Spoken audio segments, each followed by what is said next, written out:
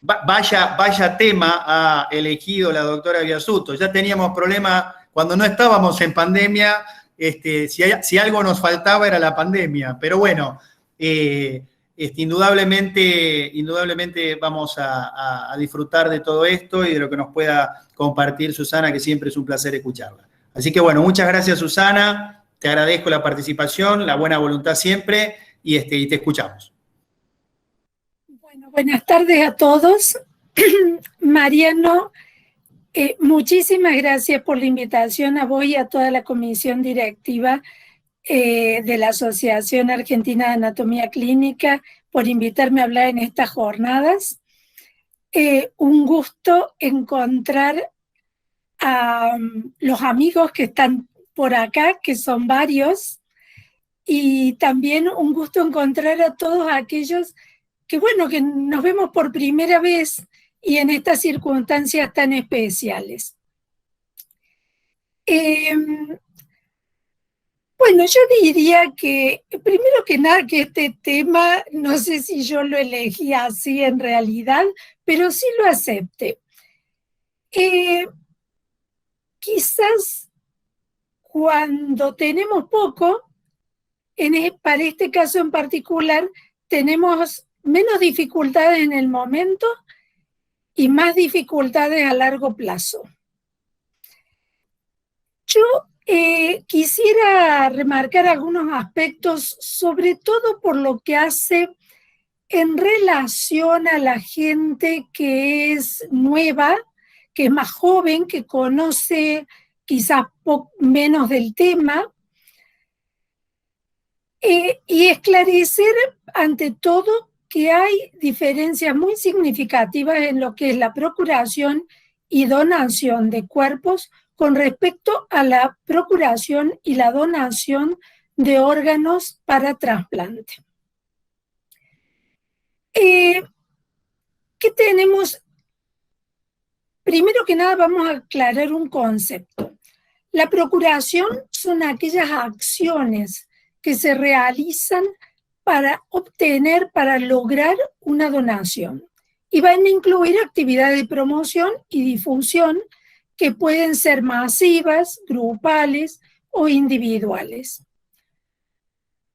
Por ejemplo, puede ser desde una charla con un familiar de un donante para saber, para lograr que se concrete esa donación, o puede ser un debate, por ejemplo, una charla informativa con profesionales de la salud para que tomen conocimiento del tema, para que lo puedan difundir y eventualmente ellos mismos actuar como procuradores.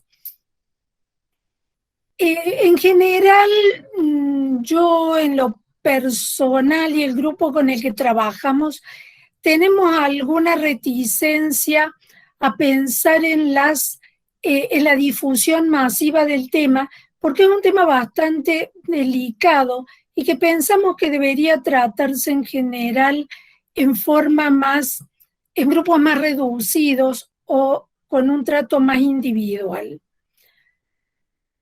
¿Qué es la donación del cuerpo? La donación del cuerpo es básicamente un acto voluntario por el cual una persona decide que luego de fallecer su cuerpo sea entregado a una universidad para docencia e investigación.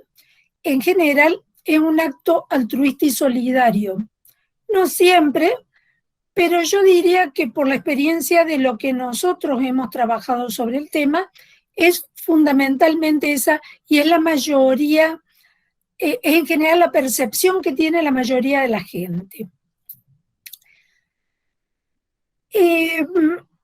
A ver, esta decisión de donar el cuerpo puede tomarse en cualquier momento de la vida.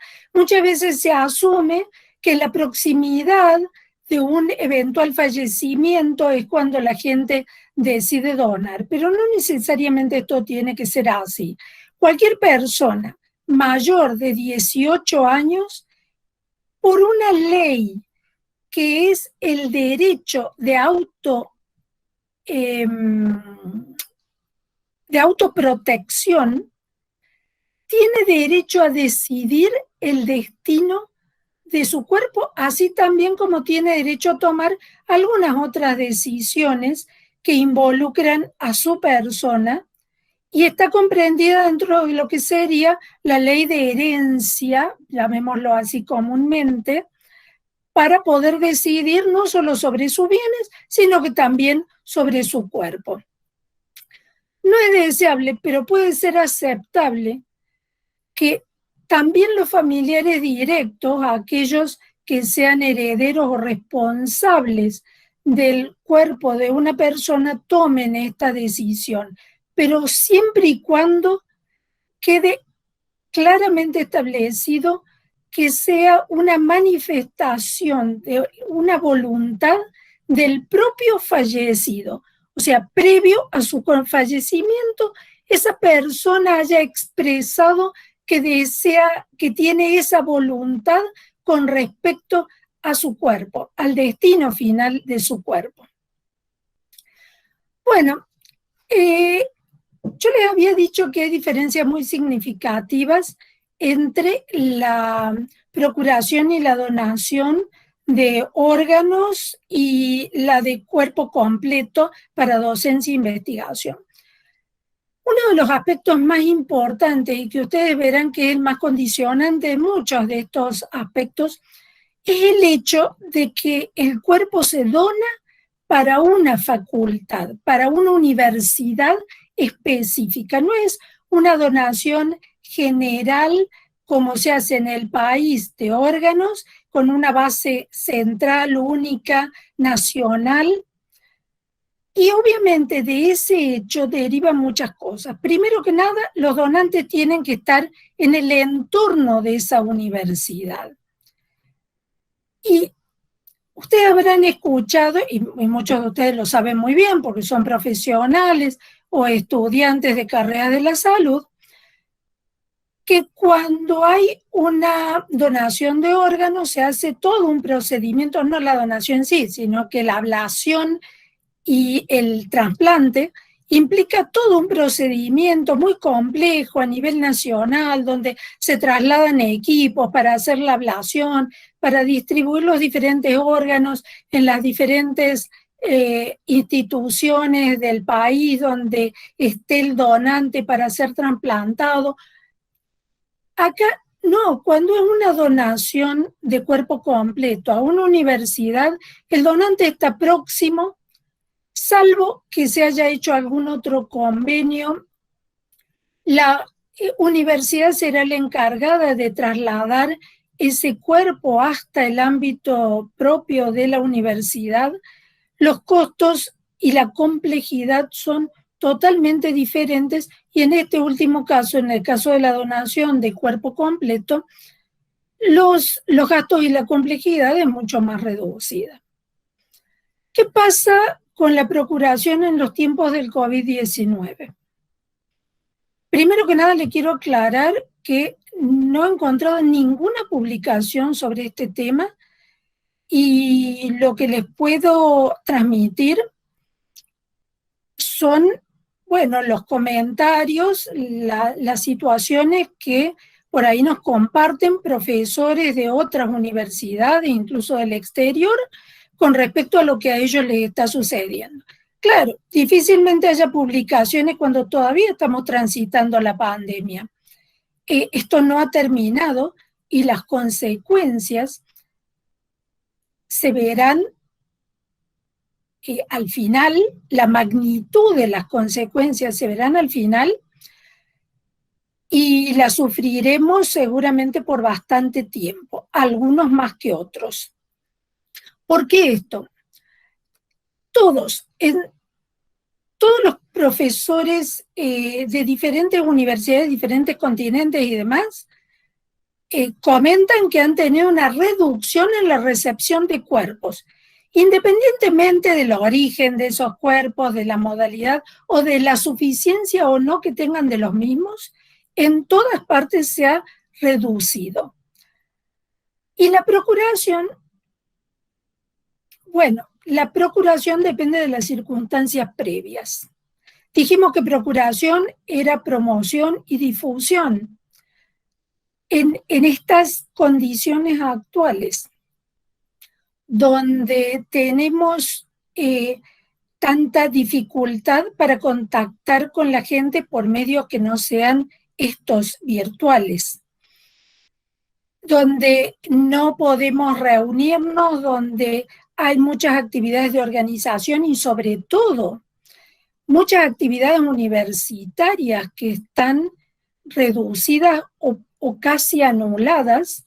Bueno, es muy difícil, pero obviamente hay muchos países, sobre todo los europeos, pero también en Norteamérica, sobre todo Canadá, en América, algunos países asiáticos, muy pocos países de África, donde los programas de procuración, perdón, no me quiero olvidar de Uruguay, donde los programas de procuración y donación de cuerpos tienen una duración, llevan 50, 80, 100 años de desarrollo. En esos países en general no necesitan hacer actividades de procuración. Ellos no tienen necesidad de hacer promoción y difusión. La gente conoce el tema. No digo que eventualmente no salga algún aspecto puntual, pero en general no se hace difusión, no se hace publicidad, no se hace ninguna actividad de procuración, porque la gente conoce el tema, los mecanismos, las vías para realizar todo el procedimiento de la donación y demás están perfectamente claros. Y eso, por lo tanto, no se inhabilita con la pandemia. Claro, ¿qué se inhabilita con la pandemia? A veces lo que decíamos antes, las actividades universitarias, el registro, el contacto con la gente, la certificación. En los países como el nuestro, donde no hay realmente programas bien estructurados de donación, el programa es diferente, el problema es diferente, porque nosotros tendríamos que salir a hacer actividades de procuración para lograr ese nivel de información que la gente requiere. Y en estas condiciones eso es muy difícil. De todos modos, asumamos que si tenemos una situación que no sea una urgencia, la necesidad de hacer la donación en sí misma, bueno, la gente misma que no sabe cómo hacerlo y que no sabe con claridad dónde dirigirse, quién consultar, y que si lo hace las universidades probablemente no encuentre la respuesta adecuada, esperará para una mejor oportunidad para realizar su donación. Nosotros entre los años 2018 y principios de este año desarrollamos un proyecto que lo que hacía era evaluar la actitud de diferentes grupos, incluso la población general, con respecto a la donación del cuerpo completo. Y la finalidad de eso era justamente elaborar un programa de donación para la Universidad Nacional de Córdoba. Hemos presentado una propuesta general como parte de este mismo proyecto, pero todo esto está muy demorado y se vuelve muy complejo en estas circunstancias. De todos modos, yo les quería comentar que el sitio web que incluimos dentro de este proyecto ha seguido teniendo consultas durante este periodo de la pandemia, ha seguido teniendo ingresos, visualizaciones, pero casi no hemos recibido consultas específicas. Algunas sí, e incluso hemos recibido alguna consulta de gente que vive en poblaciones próximas a otras universidades, no a la nuestra.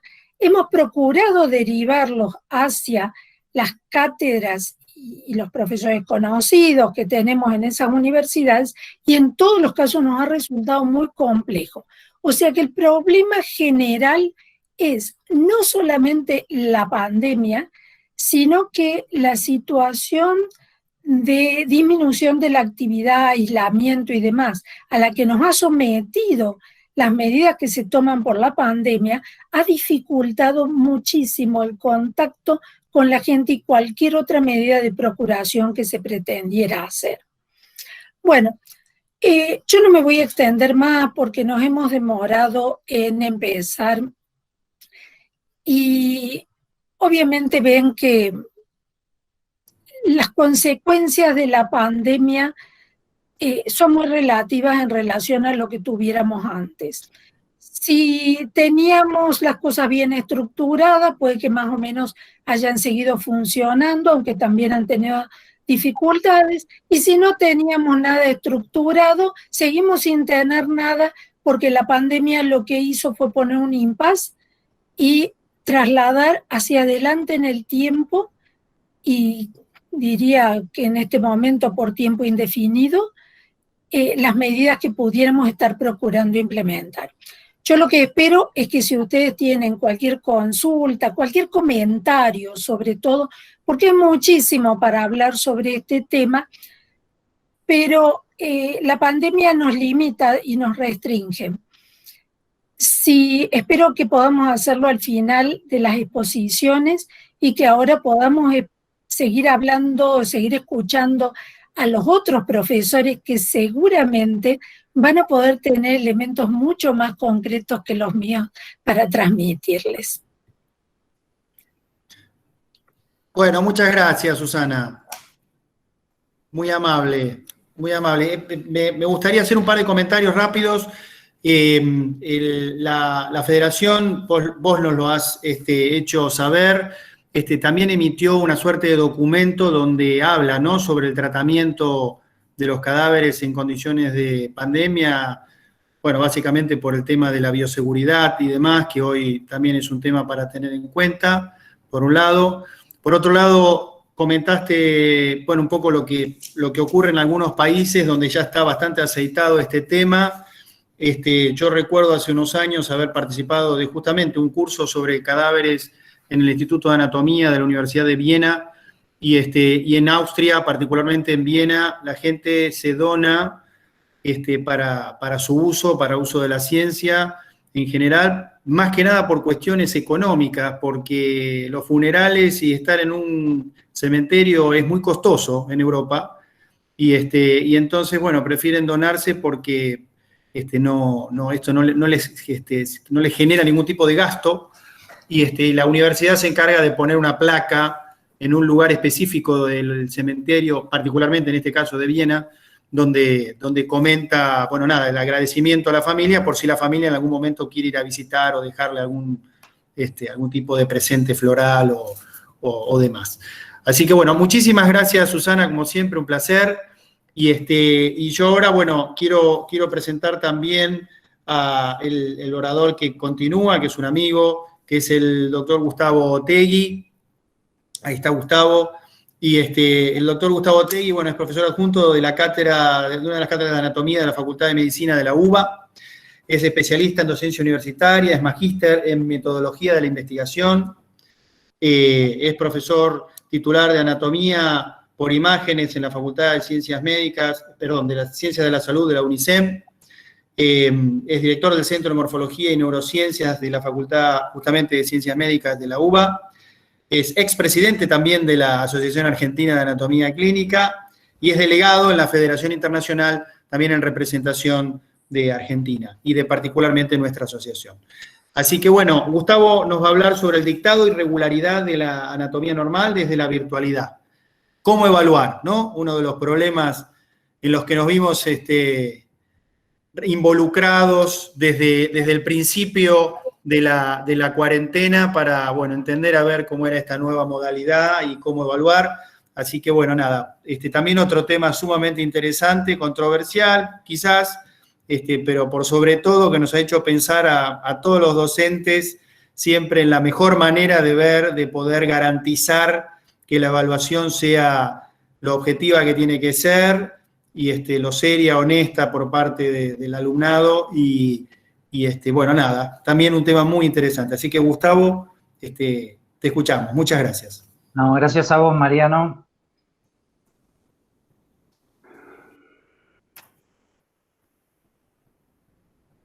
Muy bien.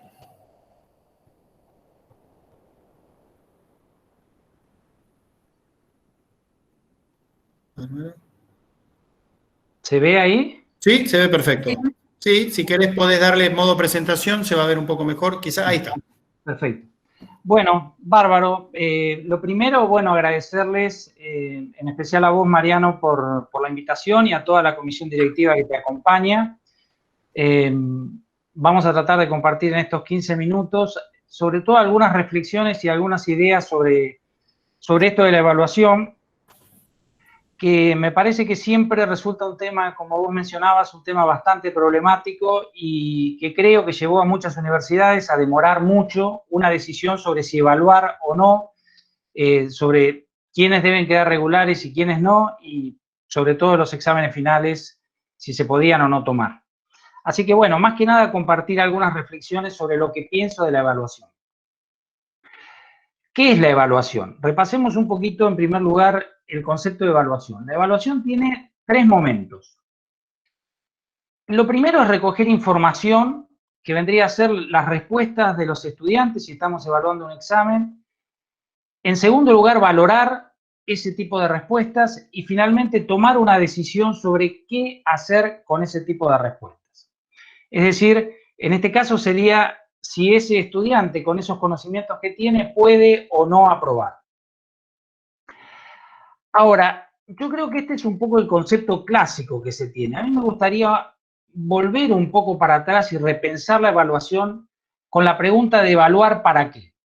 Y yo creo que acá tenemos 3 dimensiones fundamentales sobre el concepto de evaluación.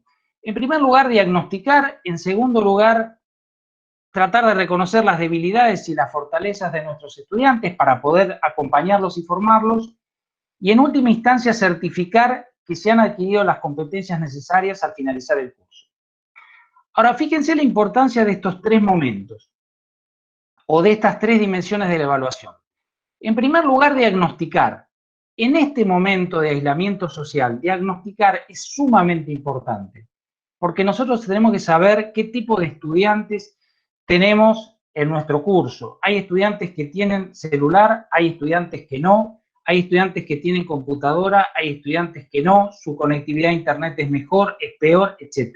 De modo que no es lo mismo y no hay una igualdad para todos los estudiantes en nuestro curso. Suponiendo que podemos llevar adelante el curso y que contamos con una igualdad mínima de condiciones para poder desarrollar el curso, tenemos fundamentalmente el deber de ir siguiendo a nuestros estudiantes para formarlos de manera adecuada, reconociendo sus debilidades y sus fortalezas. Y recién, en última instancia, certificar el grado de competencias adquiridas. Y quería traerles una reflexión que me gusta mucho de Miller, que se ocupó mucho del tema de evaluación, donde él decía que el sistema de exámenes, el sistema de evaluación, influía muchísimo más en los aprendizajes que todo el programa y que todos los objetivos de enseñanza. Fíjense la importancia entonces de la evaluación. Es como cuando empezamos el curso y los estudiantes preguntan cómo va a ser el examen, qué tipo de preguntas van a hacer, etc. De alguna manera, las evaluaciones entonces juegan un rol muy, muy importante para estructurar toda esa experiencia de enseñanza-aprendizaje. Entonces, acá les voy a plantear 3 cuestiones de verdadero o falso, ya que estamos en la evaluación, a ver qué les parece. Fíjense, por ejemplo, si yo dijera la evaluación es igual para todos y constituye un estándar. Bueno, en principio quizás muchos de ustedes dijeron sí. Ahora, no sé si dada la situación que tenemos acá adelante, sería lo mismo para el elefante trepar un árbol que para el monito, y para el pececito ni hablar. Entonces, no sé si no ha llegado el momento también de traer el tema de la evaluación a todo lo que es la enseñanza personalizada. Y acá es donde los estándares entonces tal vez tienen que estar, pero habrá que ver en qué dimensión contemplarlos. Creo que acá sí vamos a estar todos de acuerdo. Lo importante se evalúa y debe enseñarse. Porque muchas veces decimos, miren, esto que les vamos a dar ahora es muy importante, pero es probable que en el examen no se lo tome. Pero perdón, si es importante, entonces debe enseñarse y debe evaluarse. Y si no, dejémoslo fuera del curso. Y por último, algo no menor, como es la evaluación como control de gestión docente y de la calidad educativa. Porque parecería ser que cuando tomamos una evaluación, los únicos que están siendo evaluados son los estudiantes. Y creo que en realidad cuando las cosas no salen bien, sobre todo, debiéramos nosotros evaluarnos y en ese contexto tomar mejores decisiones. Pero, ¿qué es lo que podemos hacer en este contexto de aislamiento social? O sea, ¿se puede realmente seguir haciendo lo mismo o más o menos lo mismo o mejor o peor? ¿En qué condiciones estamos? Y entonces surge la pregunta de cómo encontrarnos, dónde encontrarnos para evaluar. Y acá a la derecha ustedes tienen una serie de plataformas donde podemos encontrarnos. Nos estamos encontrando por una de ellas como Meet, Jitsi, Zoom, etcétera. Hay muchas otras más que yo no he mencionado. Y tenemos la plataforma Moodle, donde realmente tiene una diversidad impresionante para formular preguntas y para evaluar. Y fíjense que en este contexto nosotros tenemos que tener en cuenta el concepto de sincronía y de asincronía. Es decir, cuando vamos a evaluar, ¿nos vamos a encontrar en el tiempo? ¿Nos vamos a encontrar? ¿Nos vamos a ver cara a cara? Bueno, eso podría ser a través de un encuentro con cualquiera de estas tres plataformas finales, las que están abajo, o sea, con Meet, con Jitsi, con Zoom. Podríamos tomar evaluaciones sincrónicas, orales, por ejemplo. En Moodle podemos tomar sobre todo evaluaciones que son asincrónicas, aunque también podemos hacer algunas combinaciones de ambas. Y cuando vamos a evaluar, una de las primeras preguntas también que nos tenemos que hacer es ¿qué es lo que vamos a evaluar? Porque uno de los más grandes errores que se cometen en las evaluaciones, tanto virtuales como presenciales, es en general tomar conocimientos evaluando la memoria. Y como pueden ver con esta pirámide que construyó Miller, esta es una variante, nosotros tenemos toda una gradualidad, donde en la base están los conocimientos, lo que se llama el saber saber, y en el vértice están las competencias, es decir, ese saber hacer, es decir, donde ya podemos hacer en un contexto de práctica real, ¿no? Es decir, donde estaríamos ejerciendo nuestra profesión. Entre ambos extremos está saber cómo hacerlo y luego demostrarlo en un contexto de simulación, como puede ser a través de un maniquí o a través de algún simulador cualquiera. Fíjense que tenemos acá en la izquierda, cuando hablamos de aprendizaje cognitivo, del saber saber, hay una gradualidad, desde aprender términos, conceptos, principios, problemas y pensamiento crítico. Es muchísimo más complejo desarrollar en el estudiante el pensamiento crítico que enseñarle de memoria un término. Y luego tenemos otro tipo de contenidos como son los procedimentales, las habilidades y las destrezas. Estas pueden ser de tipo sensorial o de tipo motriz o combinaciones. Y un aprendizaje terriblemente descuidado como es el aprendizaje actitudinal. Es decir, aprender a comportarnos de una determinada manera. Por ejemplo, aprender a pensar científicamente, aprender a debatir justificando nuestras respuestas sin enojarnos porque alguien no nos dé la razón, etc. Ese aprendizaje actitudinal muchas veces se descuida y es sumamente importante. Veamos algunos ejemplos de qué tipo de evaluaciones podríamos hacer nosotros en la virtualidad. Fíjense, podríamos tomar evaluaciones de tipo estructurada. Estos son dos ejemplos típicos de aprender términos, es decir, acá está en juego la memoria. Yo diría que en general este es el tipo de conocimiento que más se evalúa en anatomía, desgraciadamente. Por ejemplo, en una evaluación estructurada de tipo Choice, nosotros podríamos marcar una estructura y, como ven, darle 4 opciones y el estudiante marcar una. Si no lo queremos así, podemos generar una producción de respuesta a través de una evaluación de tipo semiestructurada, es decir, marcar la estructura y pedirle al estudiante que complete el nombre de ese término. Fíjense que dentro de la misma línea nosotros tenemos acá dos tipos de evaluaciones de términos, pero con dos niveles de complejidad. El primero es similar al que les mostraba recién, solo que acá hay que producir la respuesta. No hay que elegir, simplemente hay que poner los nombres de cada una de las estructuras que están señaladas. Pero claramente esto es memoria.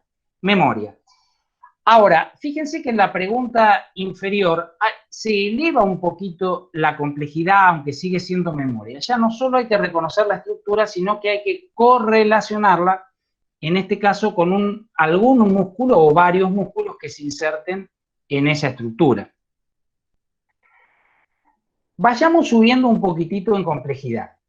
Yo podría, por ejemplo, pretender, si está dentro de mis objetivos del curso, que es lo que no hay que perder nunca de vista, podría pretender que mis estudiantes analicen, por ejemplo, el SPECT y traten de ver qué correlación encuentran entre cada una de estas actividades que vemos acá y estas funciones que vemos acá a la izquierda. Y obviamente cada imagen tiene su número, habría que ponerle el número correspondiente a la función que está expresada ahí. Pero podríamos llegar a hacer evaluaciones abiertas, mucho más complejas, y todo esto se puede hacer perfectamente en una plataforma, como les mencionaba antes, como Moodle. Ustedes pueden proyectar una imagen seccionante, como esta que vemos acá, marcando una serie de estructuras, y luego pedirle, tienen que dar un tiempo suficiente, obviamente, al estudiante, pedirle que la analice y que vaya completando toda esta grilla que tiene acá con los nombres, la forma que va encontrando en cada una de las secciones de las estructuras, el tipo de estructura, cómo se ve, la densidad, la homogeneidad, la vacuidad, etcétera, las relaciones inmediatas y las relaciones mediatas. Fíjense que esto ya exige una comprensión más profunda de la imagen, exige todo un análisis y luego volcar y sintetizar eso en una grilla, que es lo que se nos está pidiendo. Este tipo de evaluaciones me parecen interesantes porque si nosotros tomamos nuestros programas, por ejemplo, habitualmente no empiezan con un verbo que diga explique. Nuestros programas tienen pocas explicaciones y yo creo que eso es un gran error. Entonces, yo creo que este es un lindo ejemplo de aprendizaje por principios. Evaluar principios, evaluar leyes para poder deducir y sacar conclusiones después. Fíjense, por ejemplo, que la pregunta podría ser, explique por qué los músculos supinador y bíceps-braquial son ambos supinadores. Estamos dando por hecho que son supinadores, no quiero que recuerden la función, pretendo que lo expliquen.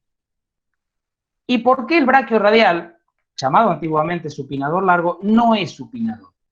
Y luego, entonces, derivar las leyes de la supinación. Es decir, ¿qué tiene que tener un músculo para poder ser supinador? Fíjense que acá se requiere todo un nivel de análisis y de comprensión muchísimo más profundo que marcar una estructura y preguntarle qué es esto.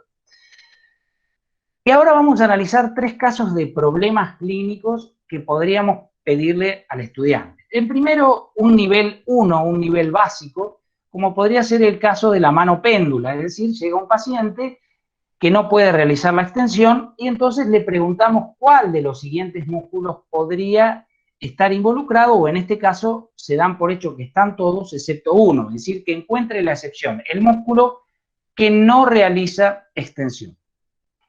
Y podríamos tal vez ir un poquitito más lejos y pedir que haga toda una cadena causal y que diga qué sector del plexo braquial puede estar afectado cuando el paciente presenta una mano péndula.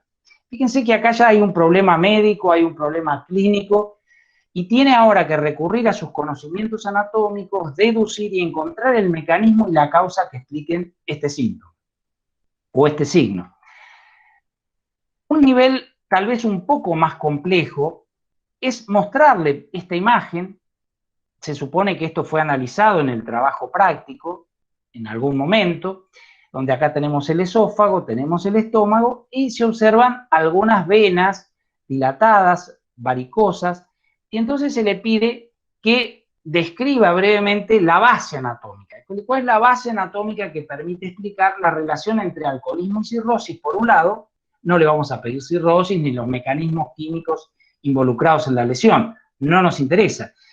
Y el tema que este paciente sufra una hematemesis, es decir, que vomite sangre como consecuencia de esa rotura de venas. Entonces, bueno, tendrá que explicar anastomosis por tocaba y la relación que hay entre el hígado y esta imagen que estamos observando acá. Y en este caso tenemos un problema de un nivel todavía más elevado, pero también clínico, donde el paciente Santiago Weber, de 70 años, consulta porque tiene visión doble. Tiene paralizado el lado derecho del cuerpo y el comienzo de toda esta signosintomatología ha sido brusca. El examen físico y el interrogatorio revelan una evolución del cuadro de 1 hora, es decir, muy reciente, con una ptosis palpebral, como vemos acá, una parálisis oculomotora, el ojo no se mueve, hay una dilatación pupilar, y todo esto, como vemos, acompañado por una hemiplejía del lado derecho. Bueno, ¿qué es lo que podríamos pretender nosotros? Dando el tiempo suficiente, un estudiante podría desarrollar algo parecido a esto. Es decir, empieza con los signos observados y va deduciendo los músculos que podrían estar involucrados, los nervios que inervan esos músculos, y finalmente llegar a una sola explicación, que es el accidente cerebrovascular a través de la rotura, la isquemia de las arterias paramedianas, que son ramas de la arteria cerebral posterior, izquierda en este caso. Y por último, me gustaría señalar las limitaciones de la virtualidad. Pero hasta cierto punto limitaciones, porque yo creo que quizás con muy buena voluntad, gran parte de todo esto que está puesto acá como que no se puede hacer, no sé si no se puede hacer. Pero bueno, supongamos que en principio no se puede hacer. Es decir, yo he perdido la interacción con mis estudiantes. No los puedo ver, no los puedo abrazar, no puedo hablar con ellos en forma directa y no les puedo mostrar cómo tomar el pulso, cómo detectar, por ejemplo, en la muñeca el significado de estas sobrelevaciones, qué músculos son, qué tendones son, dónde se encuentra el nervio mediano ahí. Si lo estuviera haciendo en la cátedra, que como todos sabemos, la gran mayoría de las cátedras no están haciendo este tipo de cuestiones, pero podría, si desarrollara un curso, por ejemplo, solicitar si es capaz de hacer una intubación endotraqueal, si es capaz de poner una inyección endovenosa. Y tal vez creo que con suerte no podría pedirle que reconozca las ramas colaterales de alguna de las arterias de la pelvis, que no sé muy bien todavía para el estudiante de grado que va a salir como médico generalista, para qué le puede servir saber cada una de las ramitas que allí tenemos. Así que bueno, estas podrían ser limitaciones de la virtualidad. Me gustaría cerrar con una frase de Joan Manuel Serrat, importante para este momento, que en la vida lo importante no es lo que te sucede, sino cómo lo afrontas. Así que muchas gracias. Bueno, muchísimas gracias, Gustavo. Muy rico tu speech y la verdad es que creo que todos, como bien vos dijiste, yo me siento absolutamente identificado con muchas de tus palabras, pero cuando al principio dijiste que muchas cátedras demoramos la evaluación, yo me siento absolutamente identificado. Nosotros demoramos hasta que fue imposible continuar demorándola porque, bueno, nada, ¿no? Por esto del desconocimiento de cuándo la presencialidad en algún momento nos iba a abordar. La Universidad de Buenos Aires, vos lo sabés muy bien porque sos parte de ella, en algún momento pensó que podía volver a la presencialidad el 1 de junio y nosotros esperábamos, bueno, a partir de ahí empezar a tomar exámenes presenciales. Pero bueno, la cosa no fue así y hoy hemos virtualizado todos los exámenes, los hacemos sincrónicos y nos está yendo bastante bien. Nada, bueno, creo yo que después habrá que hacer algún tipo de estudio, digamos, retrospectivo de cuáles fueron cómo se fueron desempeñando esas evaluaciones, qué resultados nos dieron y bueno, seguramente ir mejorándolas. Así que bueno, muchísimas gracias. Gracias. A vos, Mariano. No, por favor. Bueno, quiero presentar al próximo orador, que es el doctor Adrián Lebrero. Con Adrián nos conocemos hace muchísimos años, es profesor adjunto de la cátedra en la cual yo me desempeño como profesor titular, que es la cátedra de anatomía general y estomatológica de la Facultad de Odontología de la Universidad de Buenos Aires. Y Adrián es profesor adjunto de la cátedra, es odontólogo, tiene el título de profesor universitario y además tiene un magíster en educación. Es especialista en ortopedia y ortodoncia, una de las especialidades odontológicas, y es además profesor asociado de la cátedra de neuroanatomía de la Facultad de Psicobiología de la Universidad del Salvador. Él nos va a hablar sobre innovaciones y tradiciones en las prácticas de enseñanza, tensiones y desafíos. Así que muchas gracias, Adrián, por esta participación y bueno, gustoso te escuchamos.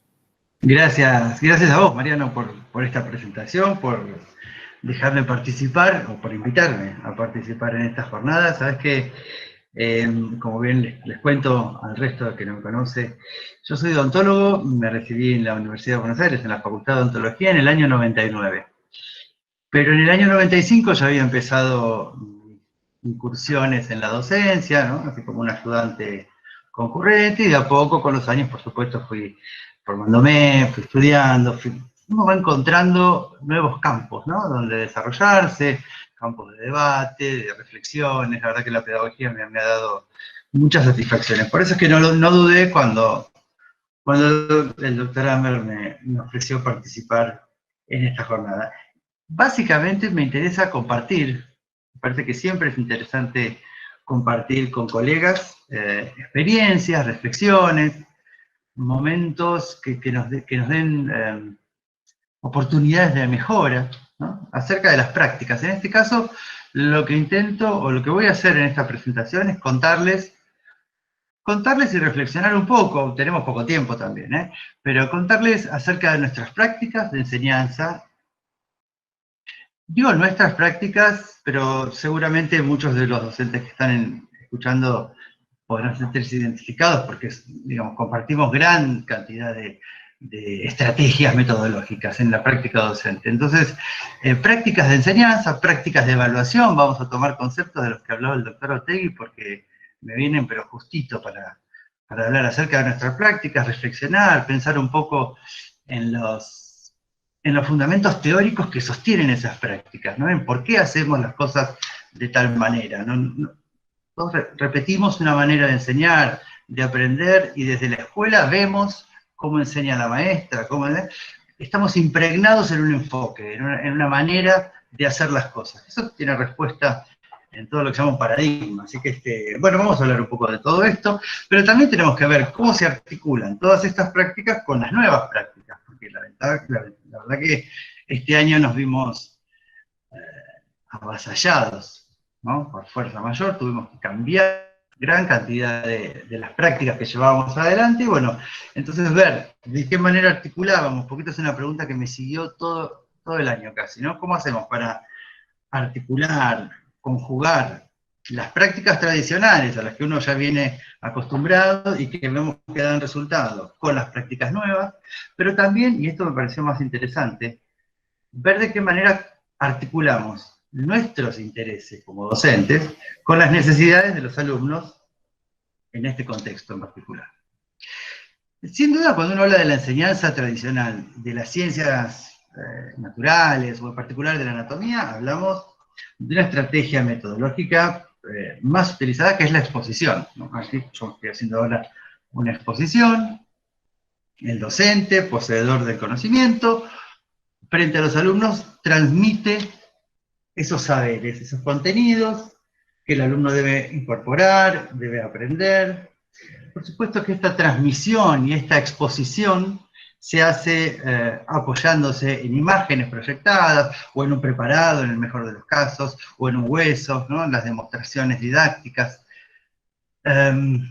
Requiere todo esto una planificación de las actividades muy rigurosa.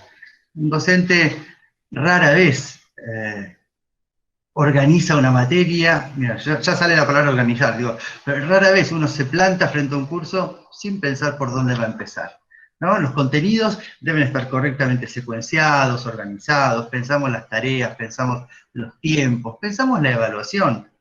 Vamos a hacer una evaluación cuando termine el curso, hacemos una evaluación durante el curso, evaluaciones formativas, como mencionaba recién, haremos evaluaciones, habitualmente las evaluaciones en los cursos universitarios están muy ligadas a la acreditación de los saberes, y entonces son evaluaciones sumativas, ¿no? La decisión que se toma a partir de esa evaluación generalmente tiene que ver con seleccionar, ¿no? Alumnos que aprueben, alumnos que no aprueban, es la primera selección que hacemos.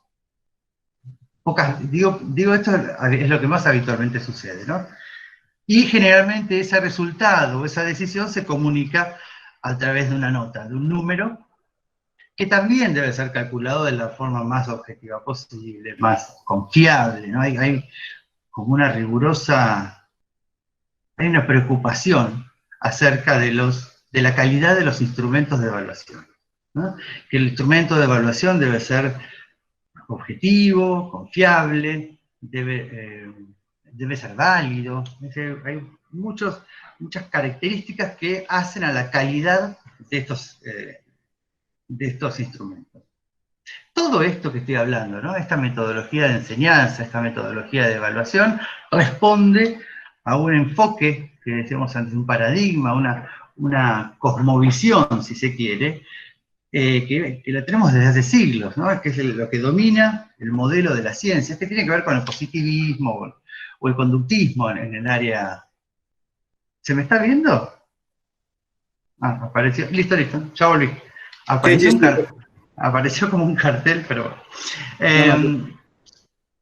tiene que ver con todo un enfoque que en la educación o en la psicología se traduce en lo que se llama el conductismo, pero que es un enfoque que a lo largo de los años es el que es más presente en las aulas, al menos en las aulas de este tipo de ciencias. Yo no digo que esto se repita en otras, pero en las ciencias naturales, ciencias fácticas, en anatomía, es donde más se observa.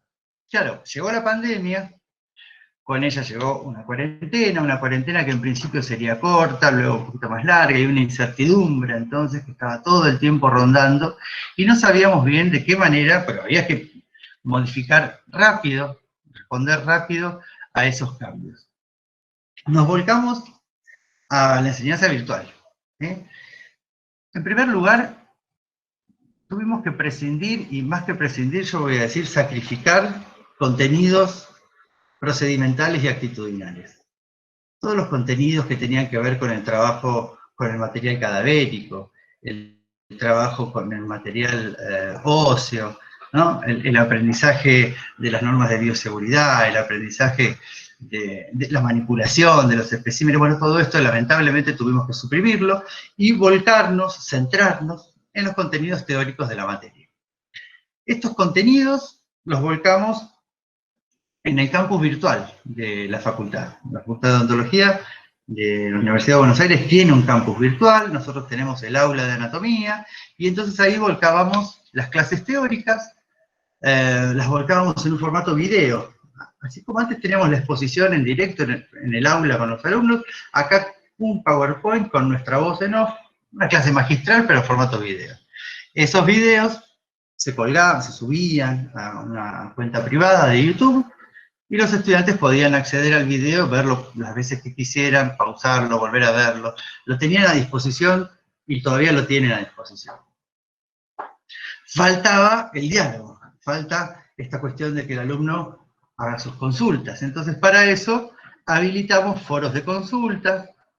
No era lo mismo que el diálogo directo, el debate es mucho más acotado, pero bueno, habilitábamos los foros de consultas, habilitamos clases a través de Meet, para que en directo pudiéramos vernos y los chicos pudieran hacer las preguntas durante, por lo menos eran clases de repaso, no toda la materia.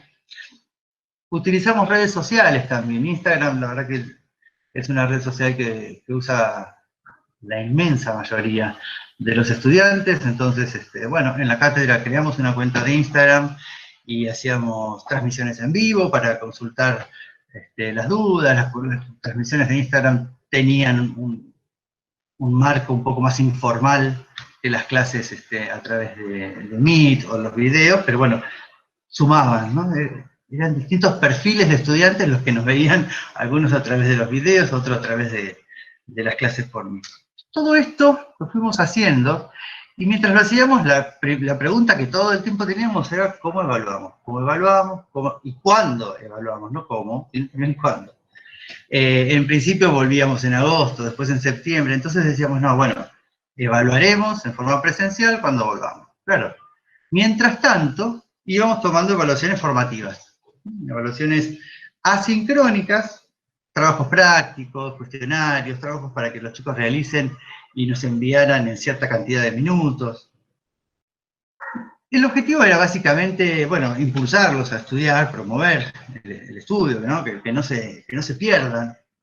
Pero además queríamos saber cómo iban, queríamos saber dónde estaban las fallas, y cómo íbamos también nosotros, queríamos saber con eso. Queríamos saber si lo que estábamos haciendo estaba bien, por lo menos lo queríamos ver a través de esos trabajos. Bueno, ya llegando al final al final del cuatrimestre no, pero pasaron los meses, se estableció un calendario académico un poco más definitivo, y entonces, cuando vimos que la cursada sería virtual completamente, se decidió tomar evaluaciones sumativas, teóricas, a través de Google Meet, evaluaciones sincrónicas, como estamos haciendo ahora, un alumno, un docente, y una evaluación oral, si se quiere, como de las clásicas, ¿no? Solo que a través de la pantalla. Durante la cursada, y al final del examen final, digamos, luego de los exámenes finales, nosotros tomamos algunas encuestas a los chicos. Eran cuestionarios de preguntas abiertas, porque queríamos conocer la voz del estudiante, queríamos saber qué opinaban con sus palabras, no queríamos poner opciones y sesgar ningún tipo de respuesta. Queríamos que ellos opinaran libremente acerca de distintas cuestiones. Yo no quiero robar mucho tiempo, pero voy a nombrar algunas de las cuestiones que a mí por lo menos me llamaron muchísimo la atención. Bueno, esta nos llamó mucho la atención, que tiene que ver con que el 92% extrañaba la cursada presencial, ¿sí? Acá tiene que ver directamente con una cuestión de que extrañaban el vínculo con sus compañeros, con los amigos, con los profesores, y esto es completamente entendible. Creo que nos pasó a todos durante la primera etapa, con la etapa más cerrada de la cuarentena, pero muchísimos, de ese 92%, el segundo motivo más comentado, era que extrañaban la forma tradicional de aprendizaje con preparados, ¿no? Extrañaban el estar en clase con el docente y el preparado, o el hueso, o el material didáctico, o el recurso didáctico que se tratara. Otra cuestión muy interesante tiene que ver con, fíjense, el 75% de los alumnos, 3/4 partes de la cursada, digo porque esto lo contestó el total de los alumnos, el 75% no tenía los contenidos al día, no llevaba la materia al día. Esto es algo que me llamaba la atención al principio. Yo decía, tienen todo el día en la casa, tienen una materia o dos para curso, ¿cómo no llevan la materia?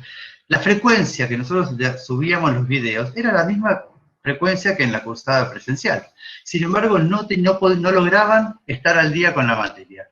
Más allá de algunas respuestas que tenían que ver con angustia, estrés, desorganizarse, problemas en la organización con la casa, con la familia y demás, dos cuestiones se repitieron mucho, dos demandas de los estudiantes se repitieron mucho, y que son las que nos hicieron reaccionar. Por un lado, decían que no podían llevar al día la materia porque la asistencia no era obligatoria. Ellos querían asistencia obligatoria, que les tomáramos asistencia. Nosotros habíamos propuesto todas las actividades optativas. Y otra cuestión que llamó mucho la atención, y que también nombraba mucho, era la falta de parciales obligatorios.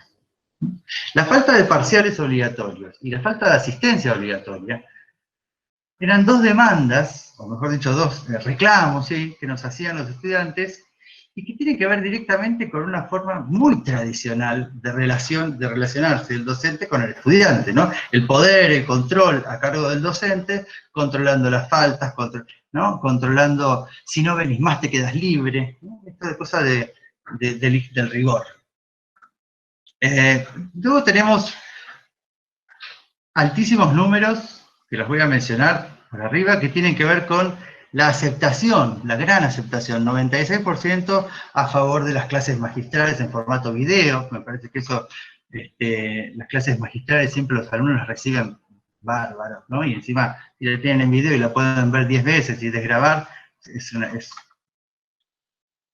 3/4, sí, 75% a favor de las clases sincrónicas por Meet, otro tanto, el 85% a favor de los vivos de Instagram, el 82%, otra vez estoy hablando de números muy grandes, a favor de ser evaluados por este medio, por el medio de Google Meet. Los alumnos, cuando se les preguntó por las evaluaciones asincrónicas que habíamos hecho, esas evaluaciones formativas, la mitad reconoció que para resolver los ejercicios lo habían hecho con ayuda del libro, del texto o de un compañero. Es decir, no tuvieron problema en, digamos, no quiero decir confesar, pero en reconocer que habían resuelto las actividades asincrónicas haciendo trampas, digamos, ¿sí? Y que realmente se sentían evaluados a través de una evaluación directa por Google, por Google Meet, un cuestionario oral. A partir de todo esto, entonces, a mí lo que se me ocurre, y ya para ir cerrando con todo esto, un par de cuestiones que tienen que ver con la enseñanza virtual. La enseñanza virtual, uno viene leyendo a lo largo del año en numerosos medios, llegó para quedarse, esto va a quedar, esto es un... consideramos, en principio, fundamental promover la autogestión. Me parece que necesitamos que los estudiantes logren un poco más de autonomía, ¿no? Docentes que guíen esos contenidos, que promuevan, que favorezcan el interés por aprender, que los acompañen en su propio proceso. El estudiante puede ser el centro del propio proceso, el protagónico de su propio proceso de aprendizaje. Ya no es el docente que da la clase, sino que el estudiante tiene los momentos para elegir y para sentarse en la computadora, a ver. Ahora, para esto necesitamos docentes que estimulen, actividades que estimulen, propuestas pedagógicas que acompañen este cambio, ¿sí? Hay dos pilares que tienen que ver con la flexibilidad horaria, la multiplicidad de formas de acceder al conocimiento. Bueno, hay que aprovechar estos pilares, estas virtudes que nos da la virtualidad, pero para eso necesitamos docentes capacitados. Otra cuestión que me interesa remarcar es, bueno, ¿qué pasará en la pospandemia? ¿No? Porque, digo, cambiar un enfoque, un modelo de enseñanza por otro, automáticamente, es un cambio demasiado grande. Me parece que son tradiciones que llevamos adelante, pasar lista, evaluar enseñanza con preparados, la exposición pura, la exposición didáctica, son estrategias tradicionales muy arraigadas, no solamente en los docentes de anatomía, en el sistema escolar, ¿sí? Cambiar ese sistema, me parece que va a llevar, es un cambio, es como cambiar el rumbo de un transatlántico. Esto hay que hacerlo con cambios progresivos, con cambios muy leves, pero cambios que tiendan siempre hacia esta flexibilidad, autonomía, autogestión de la que veníamos nombrando. Y siempre, para esto, es necesaria, ya para cerrar, la autoevaluación continua docente, la autoevaluación de la institución, y, por supuesto, el interés por promover el aprendizaje. Bien, quería apurarme para ir terminando y creo que ya estamos justo a tiempo. Así que muchas gracias por prestarme atención. Bueno, muchas gracias, Adrián. Venga. Muy lindo. Adrián hablaba de esas encuestas que hizo en la cátedra, que le hicimos a los alumnos. Yo, bueno, nada, por supuesto tuve acceso a todas ellas, a los resultados, a lo que nos contaban los alumnos. Me pasé días enteros leyendo, porque eran encuestas no formales, digamos, porque eran a desarrollar, así que los chicos explicaban todo lo que les pasaba, y nos costó un rato poder analizar todo, pero lo cierto es que lo que él nombró es así, y lo que a mí más me preocupó era la angustia generalizada que había en todo el alumnado por la falta de la presencialidad, por la falta de la definición en las evaluaciones, ¿no? Porque nosotros, como decía Adrián, tomábamos exámenes formativos, no le dábamos una nota, le decíamos, bueno, está aprobado, no está aprobado, pero lo cierto es que ellos necesitaban tener la nota de decir, aprobaste o con tal número, o estás aprobado en la unidad temática tal, o necesito cerrar ciclos, decían los chicos. Muchos claro, ponían eso, ¿eh? Claro. Y necesito saber dónde estoy parado, ¿no? No importa cómo voy, necesito saber en qué parte estoy. Claro, es dar vuelta a la página. Lo que hablaba antes Gustavo, esto de dilatar por el desconocimiento, de no tener una fecha certera de recomienzo de la presencialidad, se fueron dilatando las evaluaciones y esto generó aún más angustia, ¿no? Uno sin quererlo, pero bueno, fue un poco lo que experimentamos.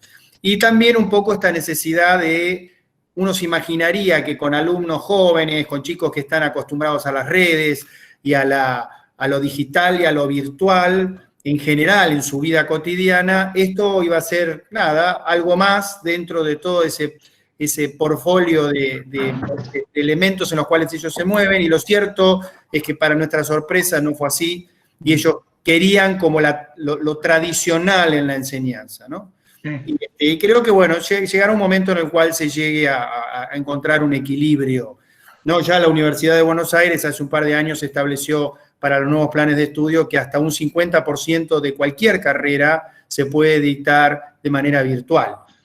Así que, bueno, es algo que ha llegado, es un recurso y creo que puede ser muy útil. No, habría que pensar quizás en modelos híbridos, ¿no? Que combinen formas virtuales y presenciales.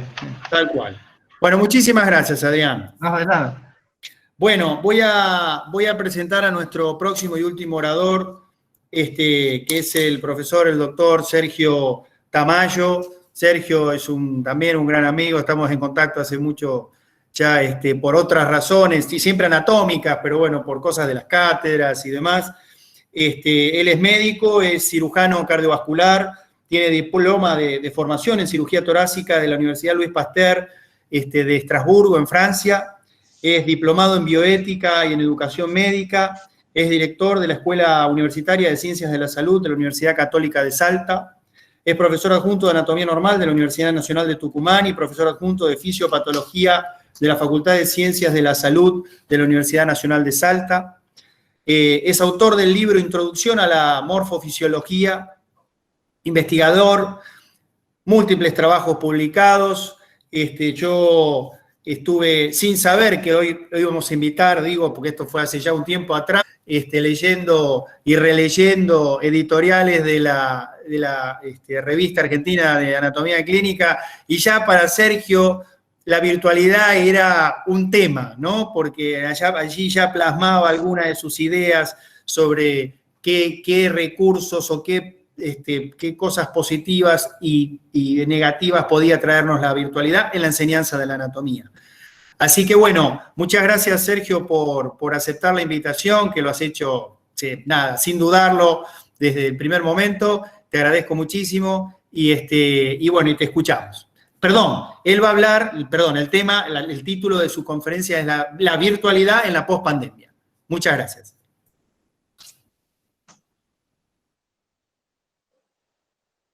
Te escuchamos, Sergio, ¿eh? Sí.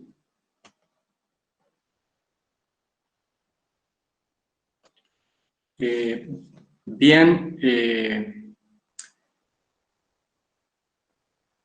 ¿se está viendo?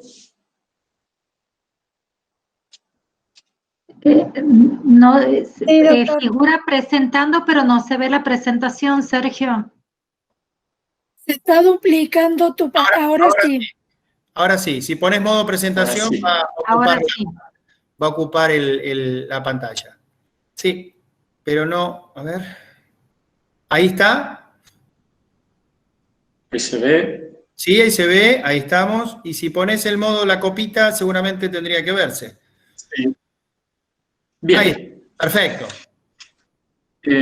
Muchas gracias, Mariano. Buenas tardes a todos. Agradezco a la Asociación Argentina de Anatomía Clínica y a la comisión actual la invitación, y en particular a su presidente, el doctor Mariano Amer, un amigo, la posibilidad que me brindan de compartir con ustedes algunas reflexiones sobre el tema que me propusiera y que es para mí un honor esta tarde estar conversando con ustedes. ¿Qué harán las universidades y las cátedras con lo que vivimos durante la pandemia? Existe, creo yo, un gran consenso de que esta crisis prácticamente lo transformará casi todo en los próximos años o décadas tal vez.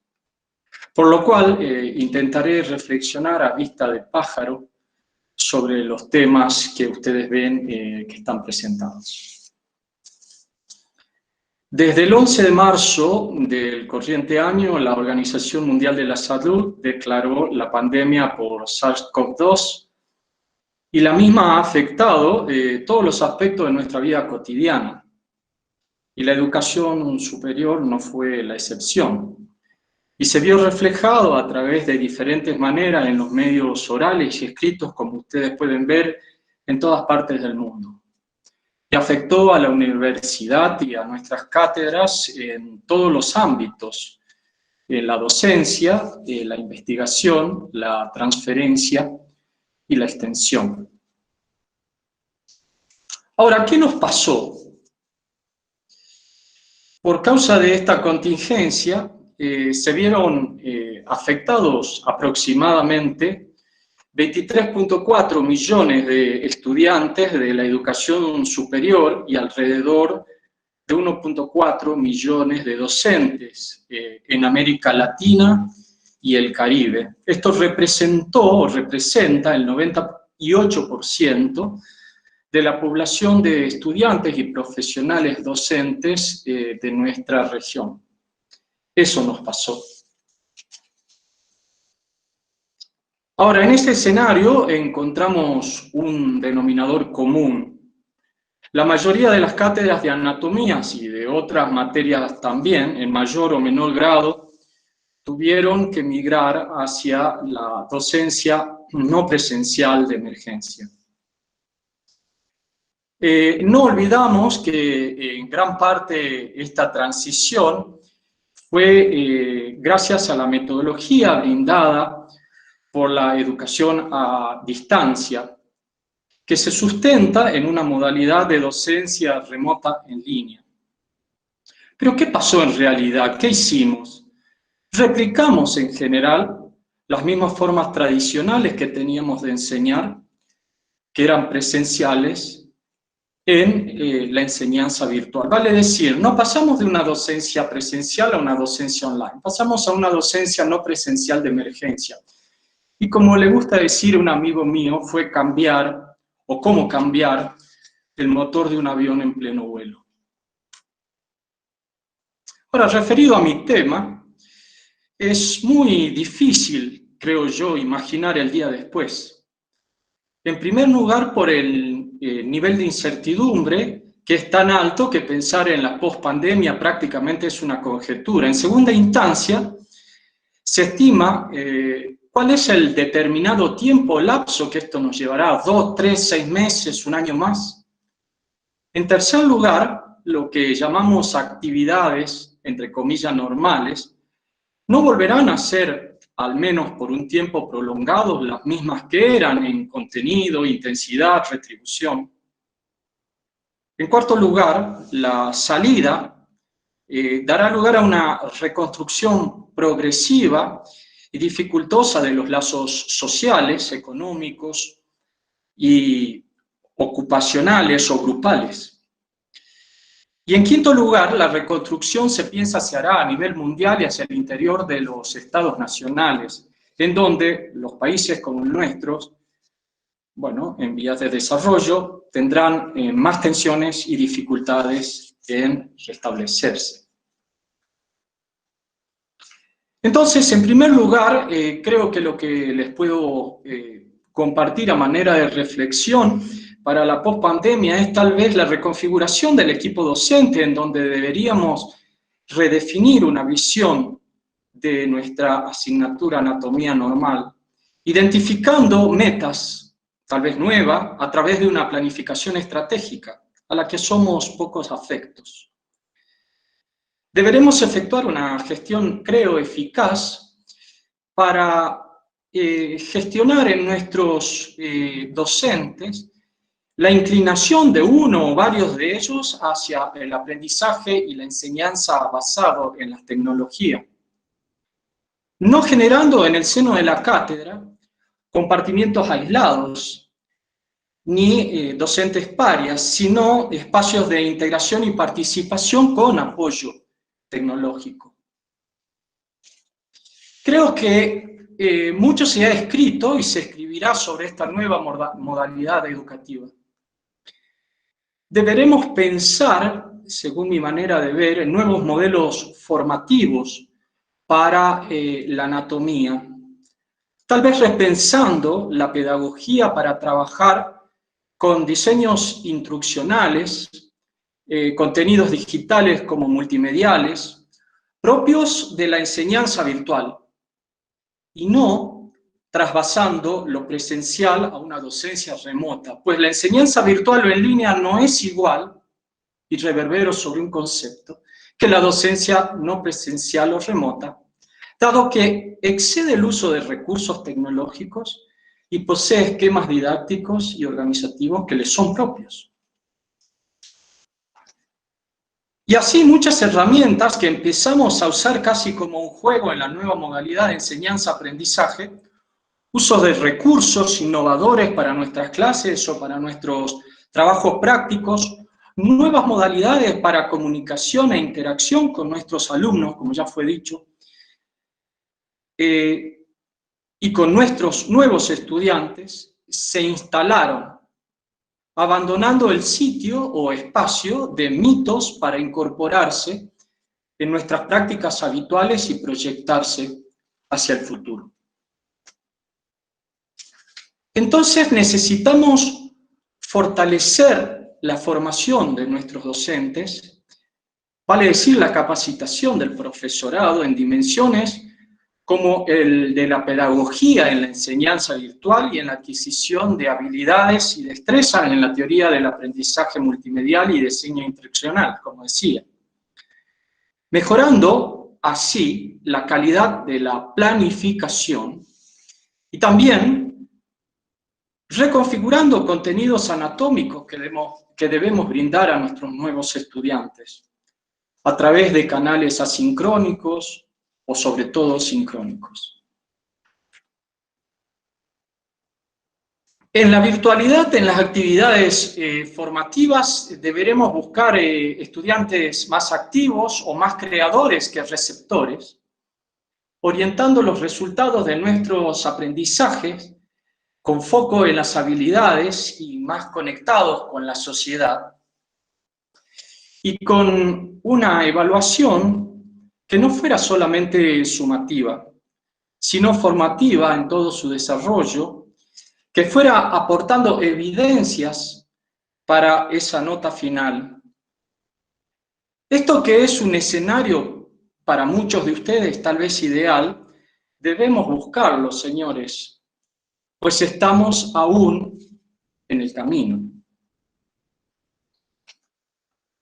Claramente las decisiones metodológicas deben prevalecer a las tecnológicas. Vale decir, tenemos que ver que los bueyes vayan delante del carro para que esto funcione, lógicamente. Entonces, el modelo de aprendizaje debe ser centrado en el estudiante, algo que ya venimos hablando desde hace tiempo.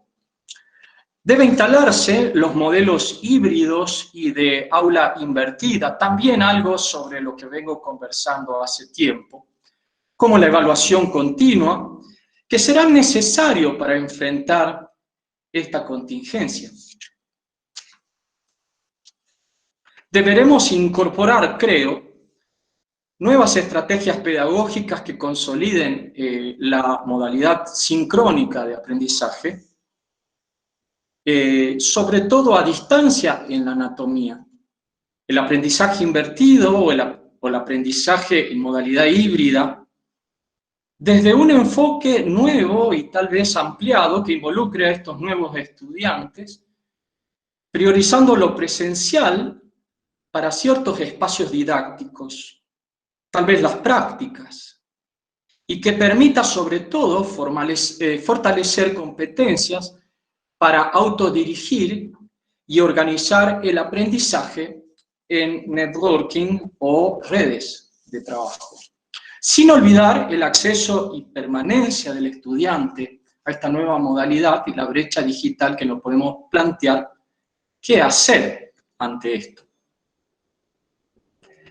También deberán aparecer, a mi modo de ver, y consolidarse en nuestra materia las colaboraciones nacionales intercátedras y las internacionales, con el desarrollo de aulas espejos y la internacionalización de la currícula, como por ejemplo con la metodología COIL, que favorezca un aprendizaje colaborativo, generar aprendizajes colectivos, más diversos e integrados, con movilidad estudiantil, sin salir de la ciudad o de nuestro país.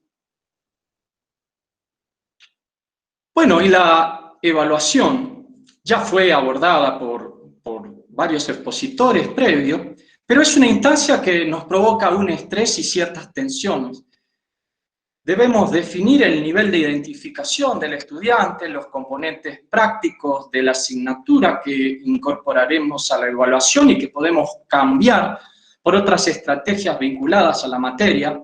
Evaluar no debería confundirse con examinar. Deberíamos pensar en los momentos, tiempos, en donde la tecnología es un mero facilitador de la evaluación en línea. Y lógicamente, para pensar en una evaluación en línea, previamente debemos haber hecho un rediseño de las actividades para la virtualidad de la enseñanza-aprendizaje. Ahora bien, la obligada recurrencia a los sistemas virtuales, que hoy nos están ayudando coyunturalmente ante la contingencia de COVID-19, no debería jamás, según mi punto de vista, convertirse en un nuevo paradigma educativo. Si así fuera, en mi humilde opinión, estaríamos poniendo en muy serio riesgo la dimensión humana que es inherente a la formación integral de la persona. Y creo también que es imprescindible advertir ante el futuro ya presente y no crear y no caer en una excesiva seducción de los modernos canales de telecomunicación. Para ir terminando, podría decir a manera de conclusiones que todo lo que mencioné y compartí con ustedes en esta conversación, a mi modo de ver, son recomendaciones y no imposiciones. Imponernos bueno. Y debemos apelar al sentido común de todos los actores en este proceso para llevar nuestra querida asignatura a buen puerto, ayudando a buscar soluciones. Porque realmente no hay soluciones universales ni perfectas. Nos enfrentamos a algo que normalmente no se hacía, con la sorpresa de que esté funcionando a medias y que en parte quedará para el futuro. Debemos pensar sobre todo, creo, en nuestros alumnos y queridos estudiantes, en nuestra razón de ser, y ofrecer soluciones inclusivas, e inclusive preguntarnos, ¿qué queremos? ¿Cómo hacerlo? ¿Qué podemos hacer? Quizás todo esto viene por una carencia metodológica en donde pensamos muchos gestores piensan que todo esto se resuelve y se solucionará con mera tecnología. Pero la tecnología en sí misma no nos da la solución. Y como dice otro buen amigo mío, la tecnología con metodologías docentes no adaptadas a su uso dan como resultado metodologías no adaptadas más caras y personas insatisfechas. Si bien en casos extremos como el actual, la tecnología puede ser de inestimable ayuda, es una obligación moral en estos momentos advertir, pues que se atentaría contra las virtudes de la verdadera educación y tal vez más adelante, por desconocimiento, por omisión u otros factores éticamente dudosos, quizás en el post-COVID, no se respetarán ni valorarán la profunda dimensión humana del hecho educativo y el inexcusable concurso del roce personal de nuestra asignatura, la anatomía humana, en donde tal vez el desafío no será solo combinar lo presencial con lo digital, sino de dar otro significado a la presencialidad. Muchas gracias por su atención.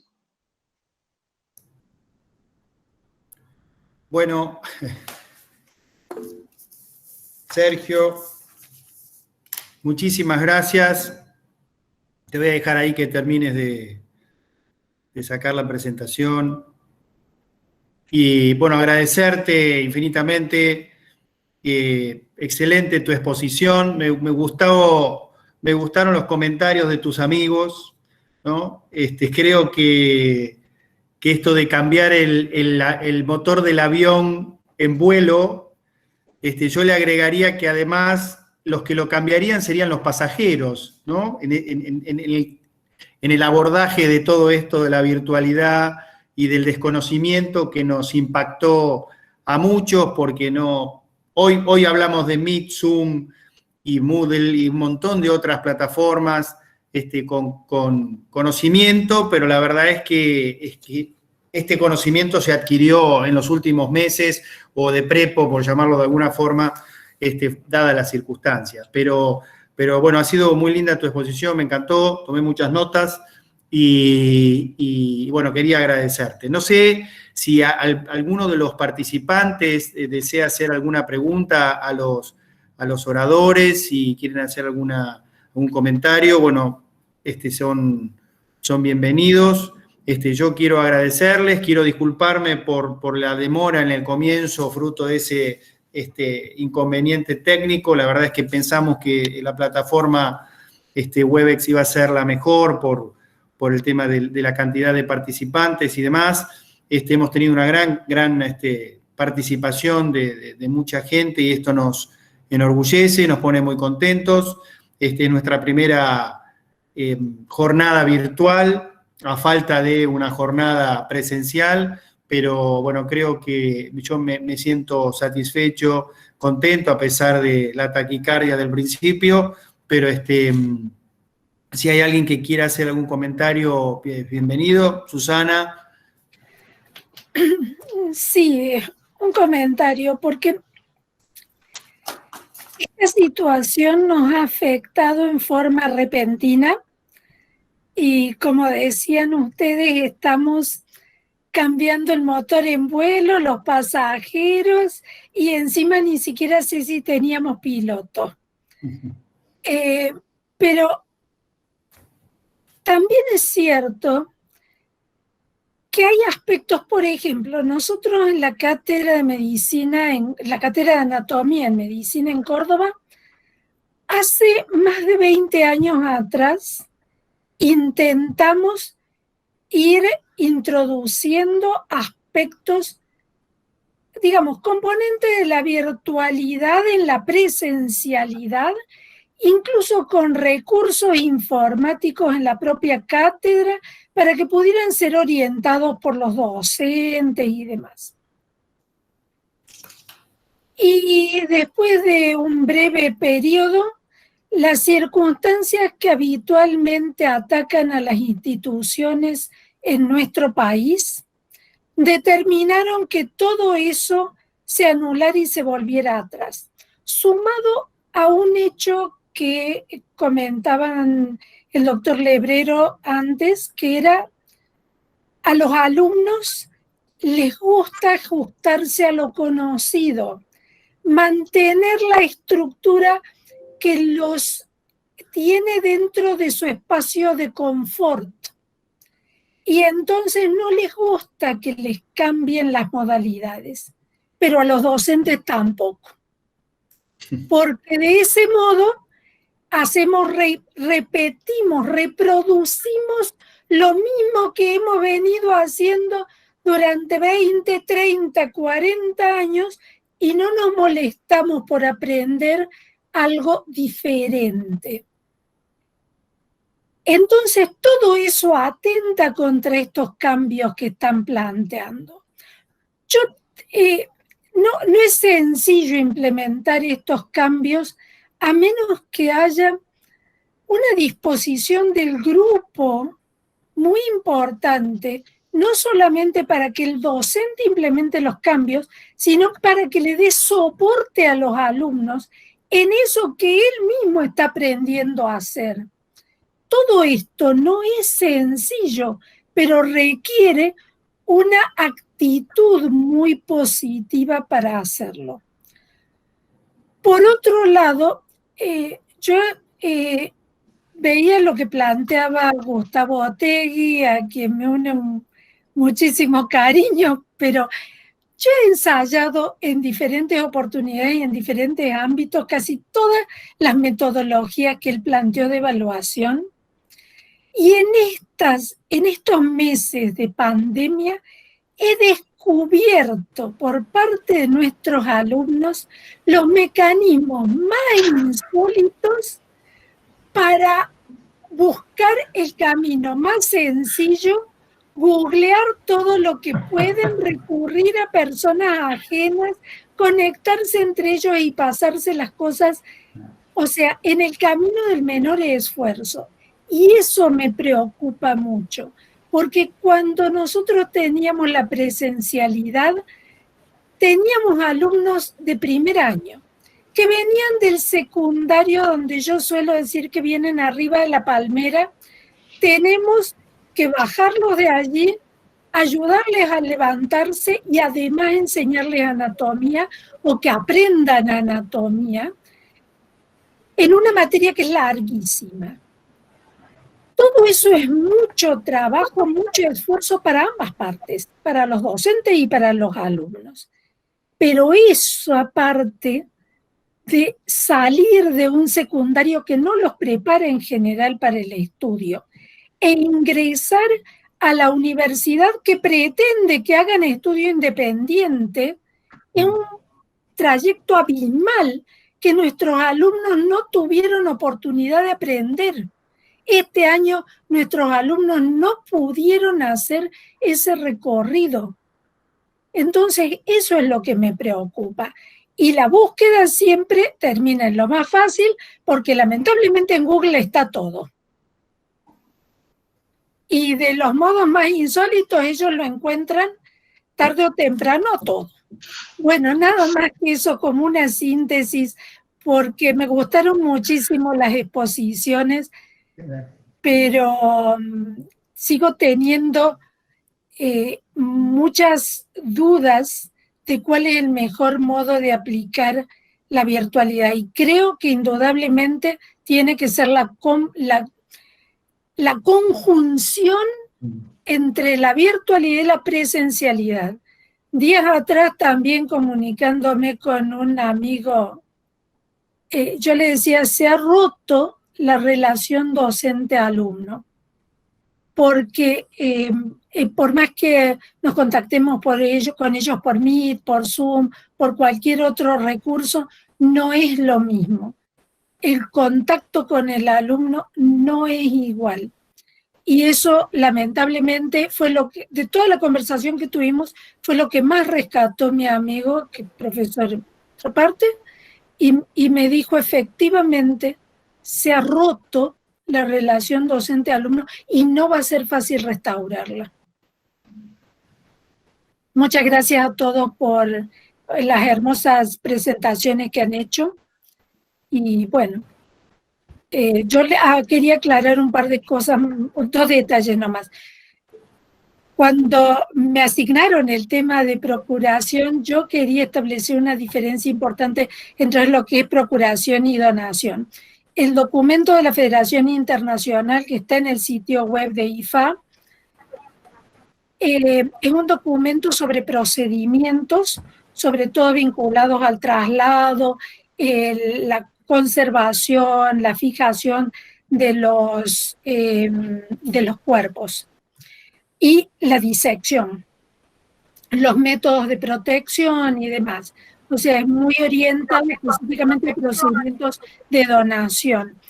Con respecto a lo de Viena que comentabas vos, las universidades de Viena y Austria, y Graz, perdón, en Austria, Viena y Graz en Austria, son universidades que tienen desde hace más de 100 años programa de donación y les sobran cuerpos. Así es. Les sobran, han aplicado medidas restrictivas ya para no tener tantos donantes. Bueno, son realidades opuestas a las nuestras. Yo traté de abarcar un poquito más la situación nuestra en Argentina y en Sudamérica, que es bastante pobre y bastante triste en este tema. Muchas gracias. Bueno, muchas gracias, Susana, muchas gracias a todos. Ya estamos cumpliendo el tiempo. Yo quiero agradecerles a todos la presencia, el interés en este tema que hoy nos está atravesando de punta a punta. Por supuesto, esto trasciende a la anatomía y en las relaciones humanas. La transversalidad del COVID está generando muchos conflictos, que imagino que cada uno de ustedes lo verá en su ámbito. Pero bueno, a nosotros nos incumbe esta ciencia y bueno, queríamos de alguna manera contribuir desde la Asociación Argentina de Anatomía Clínica, mostrando pareceres, mostrando opiniones sobre lo que es hoy la anatomía y la virtualidad, y que, como decía Susana, creo, bueno, la virtualidad es un recurso, creo yo, que puede ser muy útil. También creo, igual que Sergio, que la presencialidad, el contacto con el alumno y el contacto entre los docentes es también una necesidad. Y así que, bueno, quiero agradecerles a todos la muy buena predisposición, disculparme por los inconvenientes al principio, y invitarlos, bueno, a que participen en la Asociación Argentina de Anatomía Clínica, que entren a su página web. Allí tenemos formularios para aquellos que no sean socios, que se puedan hacer socios, y bueno, irán viendo allí en la página novedades que son concernientes a esto que hemos hablado hoy y a cosas nuevas que están por venir. Así que bueno, muchísimas gracias, que tengan una muy buena noche y muy buen fin de semana. Quiero agradecerles a los dictantes y bueno, y desearles que pronto, porque se cuiden todos y que pronto todo esto termine y podamos volver a encontrarnos en los eventos que nos tenían acostumbrados en diferentes lugares del país donde disfrutamos de la anatomía. Ahí voy. No sé si alguien quiere... Felicitaciones a todos, muchas gracias. Nos vemos. Bueno, muchísimas gracias. Muchísimas gracias a todos. Ha sido un placer. Gracias. Muy amable. Muchas gracias por invitarme.